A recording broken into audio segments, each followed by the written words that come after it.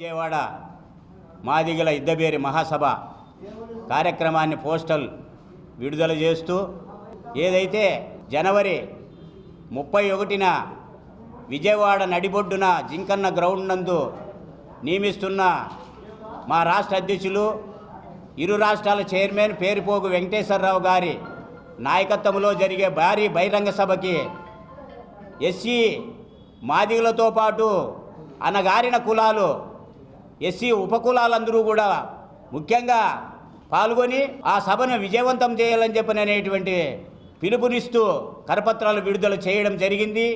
ఈరోజు ఏదైతే కరపత్రాల్లో ఉండబడినటువంటి డిమాండ్లన్నీ కూడా సానుకూలంగా ప్రభుత్వాలు స్పందించి దాన్ని పరిష్కరించే విధంగా ఎస్సీ వర్గీకరణ చట్టబద్ధత కల్పించాలని చెప్పనేటువంటి డిమాండ్తో దానికి తోడుగా అనేక సంక్షేమ ఫలాలు ఖచ్చితంగా మాదిగలకు రావాల్సినటువంటి వాటా అవన్నీ రావాలని చెప్పనేటువంటి డిమాండు.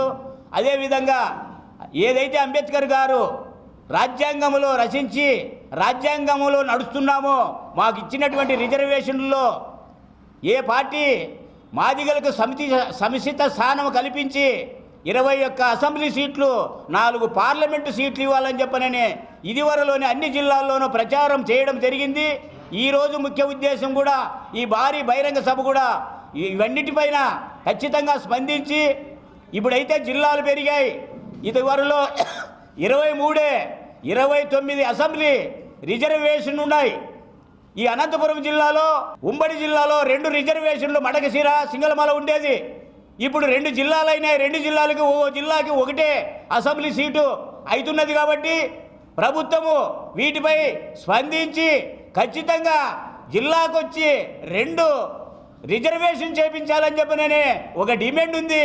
ఈ డిమాండ్ కోసం ఖచ్చితంగా మేము జరగబోయే రోజుల్లో వీటిని పాటించుకుంటే ఏ ప్రభుత్వమైనా కానీ ఖచ్చితంగా దీనిపైన అంచెలంచెలుగా ఉద్యమాలు చేసి ఖచ్చితంగా దాన్ని అమలు చేయాలని చెప్పని డిమాండ్ చేస్తున్నాం.